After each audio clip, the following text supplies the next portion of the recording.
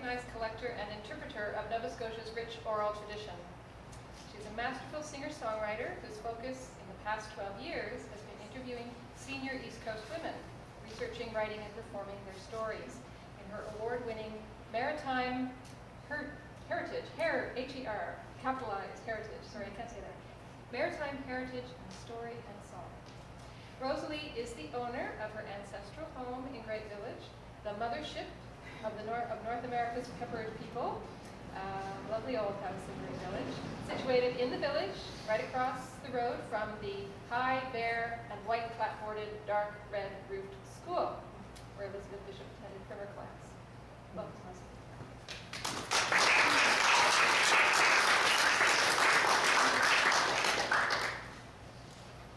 It has been an exciting journey this year getting to know Elizabeth Bishop. I'm a newbie, and it was through Claire Miller. We had a concert together at her house. She's a fantastic storyteller, master storyteller. And then Sandra was at the house at the concert, and voila, here we are. So I'm really excited, and thank you so much. And I'm doing primer class, written by Elizabeth Bishop around 1960, and yes, our mothership is across the street, and I hope you'll come and visit this summer when you're at the celebrations there.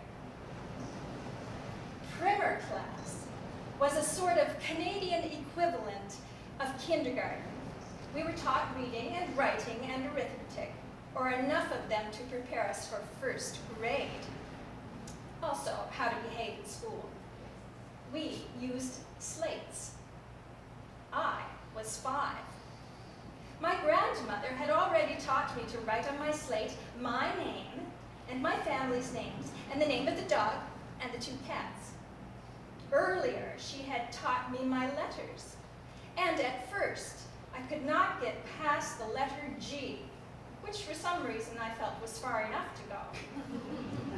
My alphabet made a satisfying short song, and I didn't want to spoil it.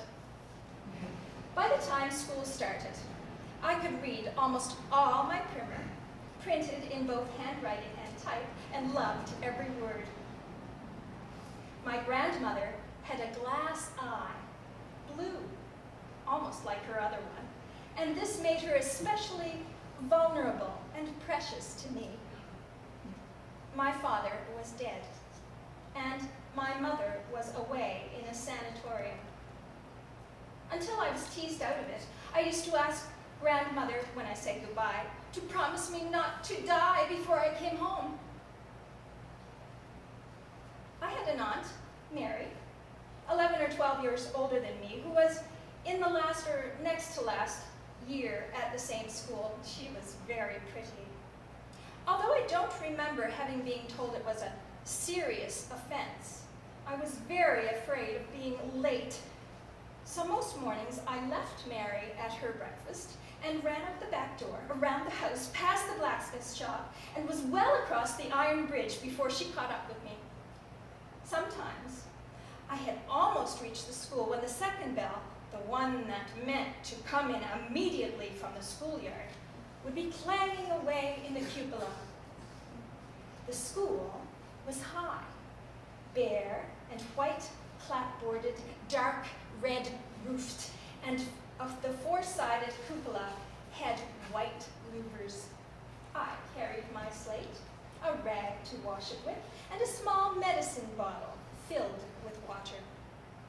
On my first day at school, my Aunt Mary had taken me into the room for the lower grades and presented me to our teacher, Miss Georgie Morash. She bent way over, spoke to me kindly, even patted my head.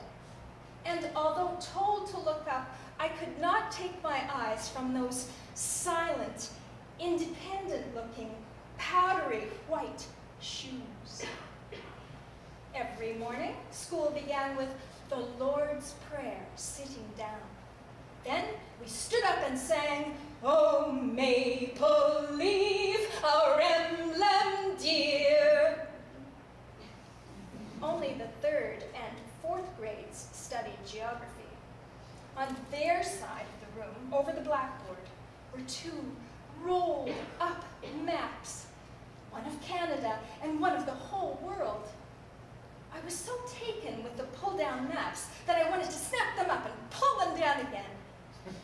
I got the general impression that Canada was the same size as the whole world.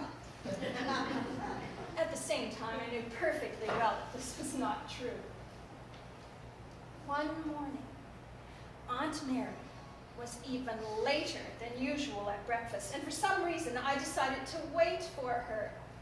Before we got to the bridge, the second bell, the one that really meant it, started ringing. I was terrified. I ran into the classroom and threw myself howling against Miss Morash's upright form. I clutched the teacher's long, stiff skirt and sobbed. Behind me, my awful aunt was laughing. Miss Morash, in stern tones, told Mary she was very late and ordered her to go upstairs at once. Then she tried to calm me.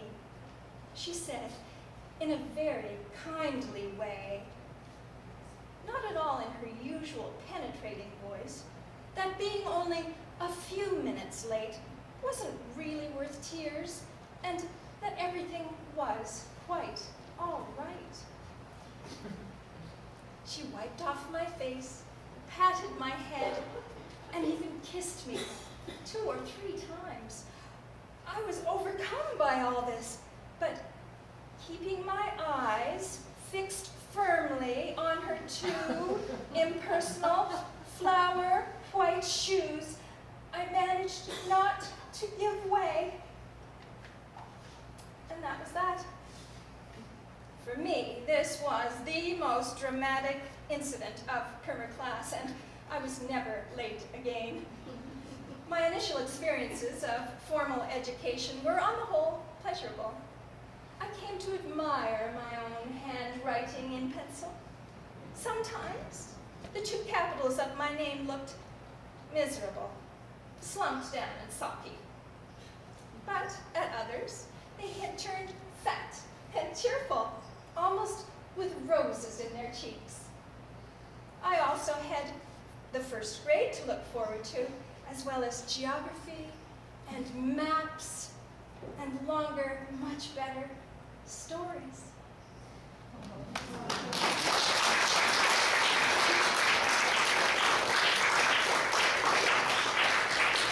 Thank you, Rosalee. That's the very first thing I ever read of Elizabeth Bishop in class. Yes, it was. It was. Thank you very much.